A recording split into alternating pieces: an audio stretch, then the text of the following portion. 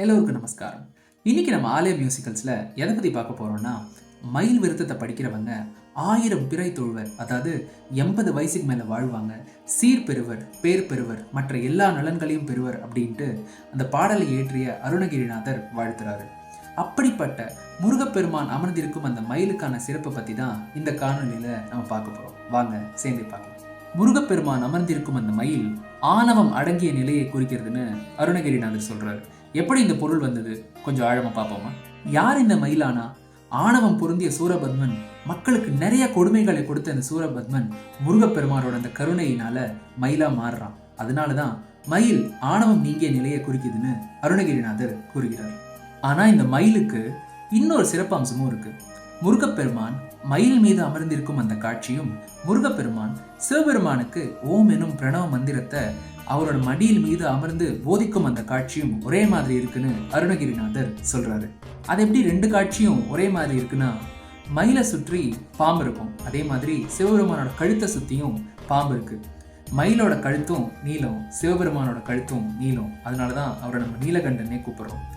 மயிலோட பின்புறத்துல பாத்தீங்கன்னா அந்த தோகை ஒளிவட்டம் மாதிரி காட்சி அளிக்கிறது. அதே மாதிரி சிவபெருமானுக்கும் ஓம் எனும் பிரணவ மந்திரம் ஒரு ஒளிவட்டம் மாதிரி காட்சி அளிக்கிறது. மயிலும் ஆடக்கூடிய தன்மையுடையது, சிவபெருமானும் ஆடக்கூடிய தன்மையுடையது. இதனால்தான் அந்த ரெண்டு காட்சியும் ஒரே மாதிரி இருக்குன்னு அருணகிரிநாதர் கூறுகிறார். இத்தகைய சிறப்புடையதுதான் முருகப்பெருமான் அமர்ந்திருக்கும் அந்த மயில். அதனாலதான் நான் முன்னாடியே சொன்ன மாதிரி மயில் விருத்தத்தை படிக்கிறவங்க 1000 பிறை தொழுவர், அதாவது 80 வயசுக்கு மேல வாழ்வாரு, சீர் பெறுவர், பேர் பெறுவர், மற்ற எல்லா நலன்களையும் பெறுவார்னு அருணகிரிநாதர் வாழ்த்துறாரு.